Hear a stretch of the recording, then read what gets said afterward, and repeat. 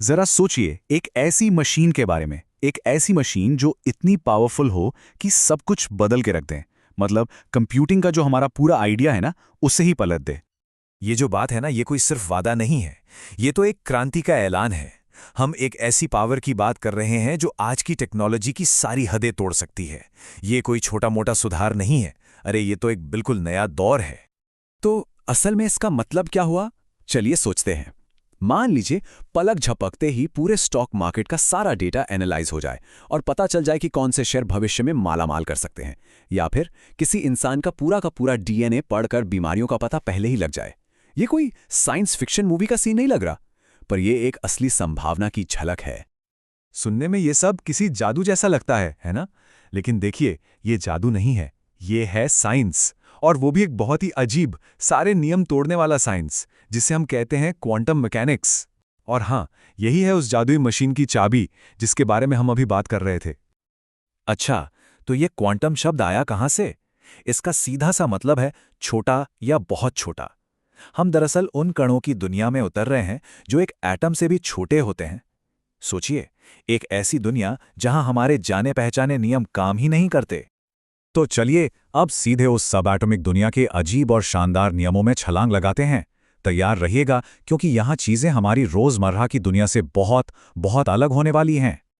देखिए, हमारी दुनिया में नियम एकदम साफ हैं। अगर एक गेंद फेंकी जाए तो बिल्कुल पक्के तौर पर बताया जा सकता है कि वो कहाँ जाकर गिरेगी। ये है न्यूटन और आइंस्टाइन की दुनिया। लेकिन क्वांटम दुनिया में चीजें इतनी तय नहीं होती।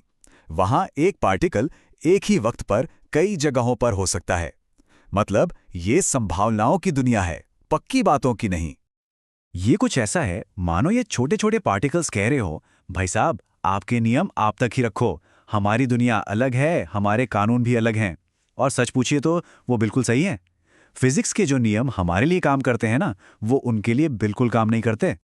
तो अब यहाँ एक बहुत ही बुनियादी सवाल उठता है, ये जो सब एटॉमिक चीजें हैं, ये असल में हैं क्या? क्या ये ठोस कण है, मतलब छोटी छोटी गेंदों की तरह, या फिर ये लहरों जैसी हैं जैसे पानी में होती हैं?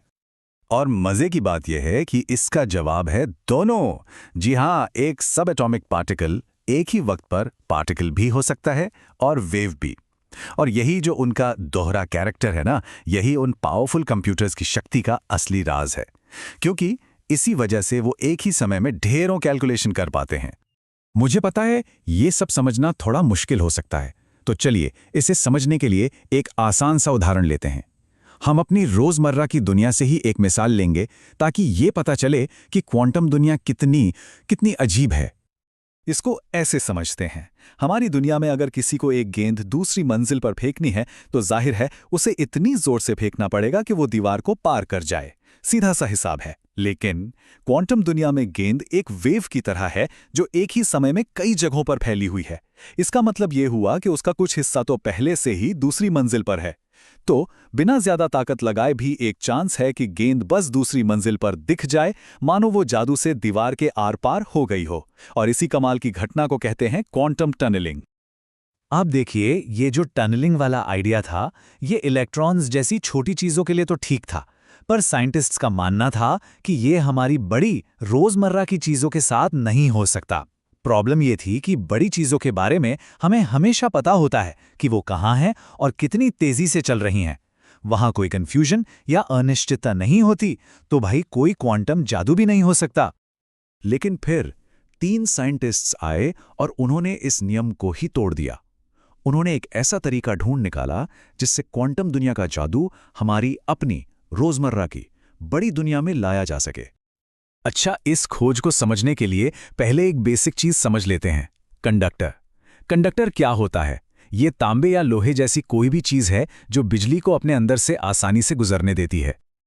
और इसका ठीक उल्टा होता है इंसुलेटर, जैसे रबर या प्लास्टिक, जो बिजली के बहाव को रोक देता है। सिंपल। अब यहां एक दिक्कत आती है जिसे कहते हैं रेजिस्टेंस, यानी प्रतिरोध। होता क्या है कि जब बिजली किसी तार से गुजरती है तो इलेक्ट्रॉन्स एटम से टकराते हैं।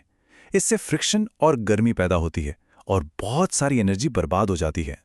तो इस समस्या का हल क्या है? इसका हल है सुपरकंडक्टर।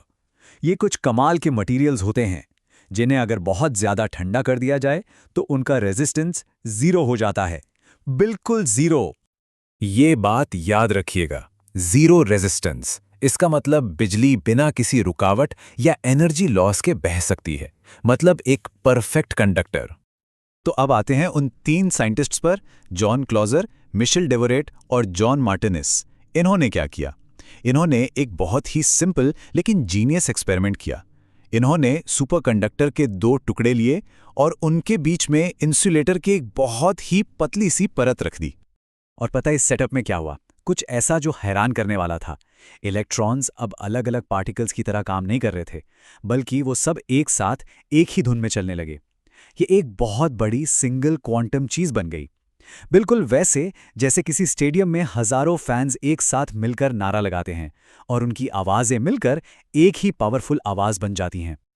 और इसी एक साथ काम करने के तरीके ने एक ऐसे रिजल्ट को जन्म दिया जिसने सच में सब कुछ बदल कर रख दिया। इसने सब एटॉमिक दुनिया और हमारी रोजमर्रा की दुनिया के बीच की जो मोटी लकीर थी, उसे धुंधला कर दिया। इस एक एक्सपेरिमेंट ने उस बड़े सवाल का जवाब दे दिया जो दशकों से फिजिक्स के जानकारों को परेशान कर रहा था कि क्वांटम इफेक्ट्स दिखाने वाला सिस्टम आखिर कितना बड़ा बनाया जा सकता है। क्या ये जादू हमेशा के लिए सिर्फ उस छोटी सी दुनिया तक ही सीमित रहेगा? और जवाब चौंकाने वाला था। सिस्टम इतना बड़ा था कि उसे हाथ में पकड़ा जा सकता था। सोचिए, पहली बार साइंटिस्ट ने एक बड़ी दिखाई देने वाली चीज में क्वांटम टनलिंग को करके दिखाया था। उन्होंने क्वांटम की जादुई दुनिया को हमारी असल दुनिया में लाकर खड़ा कर दिया था। तो इसका मतलब क्या हुआ? अगर क्वांटम दुनिया के नियम अब उन चीजों पर लागू हो सकते हैं जिन्हें हम देख और छू सकते हैं, तो जरा सोचिए कि भविष्य में क्या क्या मुमकिन है। यही वो खोज है जो उन जादुई कंप्यूटरों के लिए दरवाजा खोलती है जिनका जिक्र हमने शुरू में किया था। अब सवाल बस एक है, इस नई शक्ति के साथ हम आगे क्या बनाने वाले हैं?